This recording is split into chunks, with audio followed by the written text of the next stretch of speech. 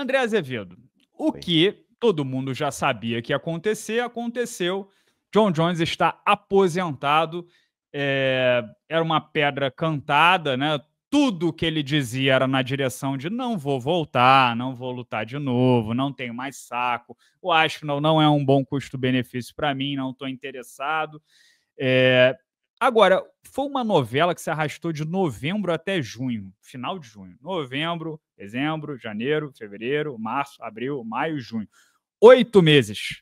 8 meses para uma resposta que a gente já tinha.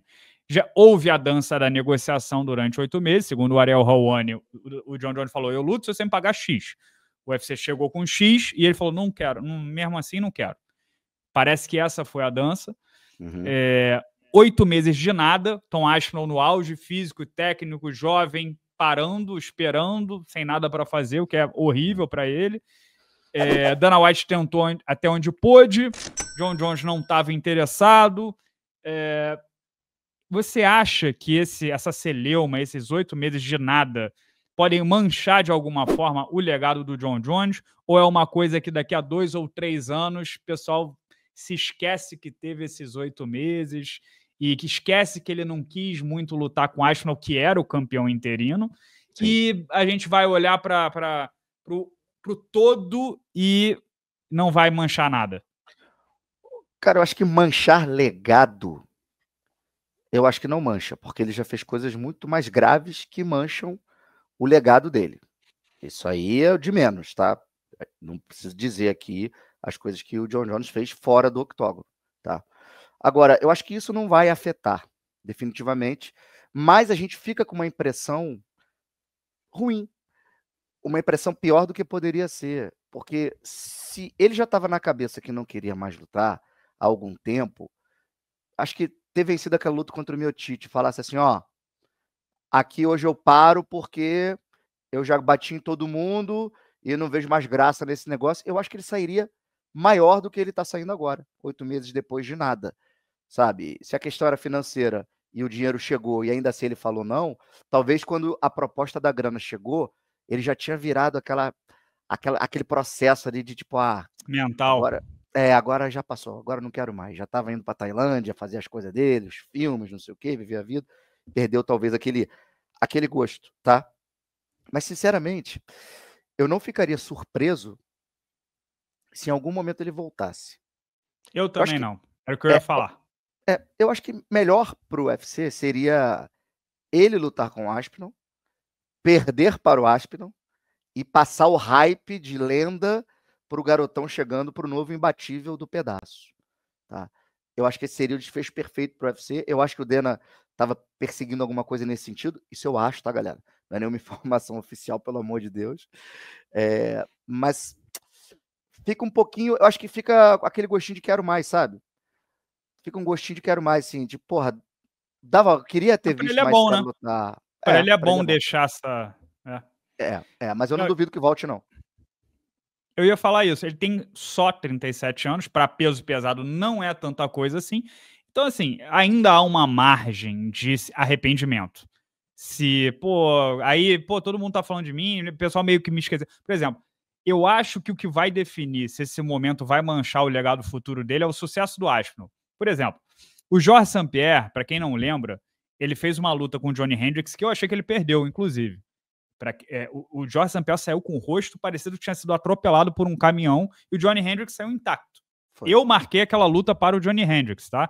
E aí o Georges St-Pierre saiu avariadaço e falou, gente, não quero mais. E aí ele deu, a resposta que ele deu foi sobre vida pessoal. Ele falou, a minha vida pessoal está um zoológico, na época se especulou que ele tinha engravidado uma menina, mas acabou não se materializando nada disso. Porém, ele abandonou o esporte e voltou anos depois, quando o Michael Bisping era campeão dos médios. Na época, todo mundo chamava o St-Pierre de corrido, de medroso, que não queria dar revanche. Hoje em dia, 5 anos depois, alguém lembra dessa história? Não. Não. Só que Johnny Hendricks foi ladeira abaixo a partir daí. Sim. Perdeu o cinturão, tipo, lutou pelo cinturão, perdeu. Acho que ele ganhou do Rob Lawler uma vez, depois perdeu. E aí virou peso médio, não controlou mais a boca, a carreira dele acabou. Já é policial no Texas, o nosso querido Johnny Hendricks. Apanhou pro Borracha, apanhou feio pro Borrachinha também. Eu acho o seguinte, se o Tom Aspinall virar o maior peso pesado da história desse esporte, como tem potencial para, e marcar um nome, marcar uma época, o próprio Aspinall vai querer lembrar do dia que o John Jones não quis unificar o cinturão. Aí eu acho que perpetua a narrativa. Depende do sucesso do Tom Aspinall, se ele será lembrado como fujão ou não. Isso é o número 1. Por isso que eu acho que essa porta não está definitivamente fechada. Se o Aspinall, com quem o Aspinall vai lutar agora? Ciryl Gane. Botou para baixo, finalizou o Ciryl Gane. Quem que ele vai lutar depois? O Malhadinho ou o Volkov? Malhadinho.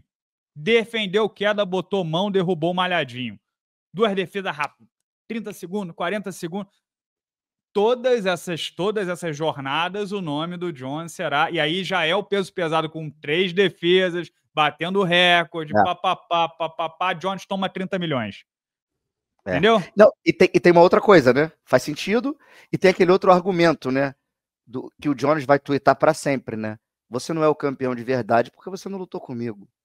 Ele não vai abandonar esse gostinho. A Vai. vaidade. Não vai. Não vai deixar de ser Acho citado. muito difícil. Ele quer.